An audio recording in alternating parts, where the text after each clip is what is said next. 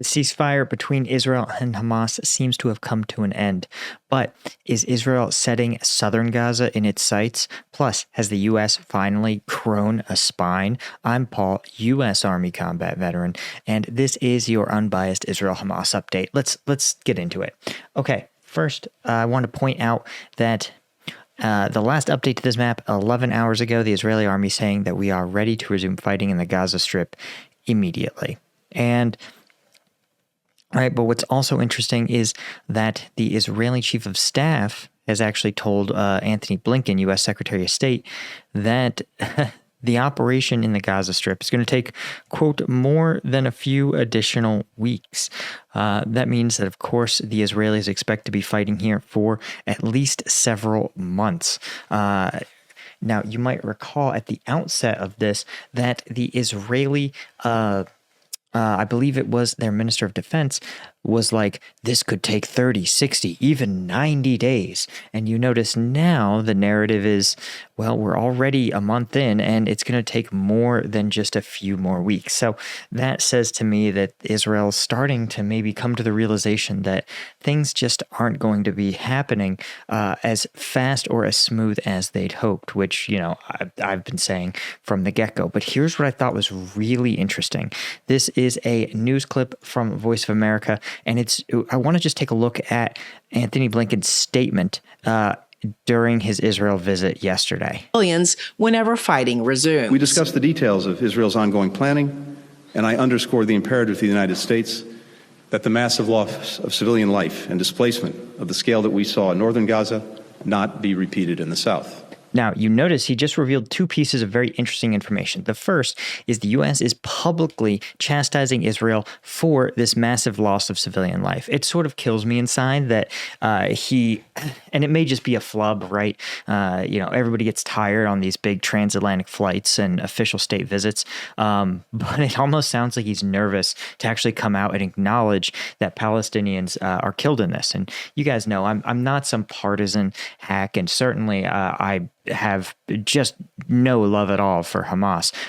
But again, the average Palestinian civilian didn't do anything to the Israelis and don't deserve to have their lives taken. So the fact that even this incredibly innocuous statement is one, a huge deal for the U.S. to come out and say, yes, Israel did do something wrong. And two, that Blinken seems almost terrified when he says it. Let's just watch it again. The United States, that the massive loss of civilian life and displacement of the scale that we saw in northern Gaza not be repeated in the south. As I told the Prime Minister, intent matters, but so does the result. Israel. Right. And interesting. So these statements are, of course, carefully crafted, but you notice they just exposed that the Israeli armed forces are setting their sights on southern Gaza now. And interestingly enough, the U.S. is acknowledging two realities that I've talked about. First, that yes, Israel isn't explicitly targeting civilians, but when he says results also matter, it says it's not enough to not be trying to kill civilians, right? They're trying to hit military targets, but they have an obligation to do better, and they can do better. That's one of the core points of providing all this U.S. aid and these advanced weapon systems, is that they don't need to flatten whole apartment buildings to hit military targets. That's a core aspect of the whole point of military technology.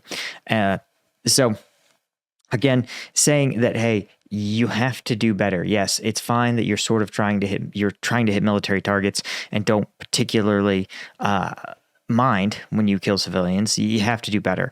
And, this is, again, as I've talked about, this is what happens when you're the person with all the technology, is that your moral obligation is to use what you have, and try to balance it against the damage to civilians, right?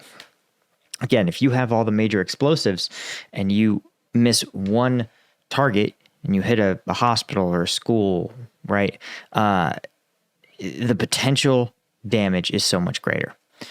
Anyway, that's all I wanted to talk about. This is one of those things where if you don't know how to read these political statements, you may not realize just how significant they are. And this, coupled with the reports that the U.S. said, listen, we will support you to continue to do this for a few more weeks.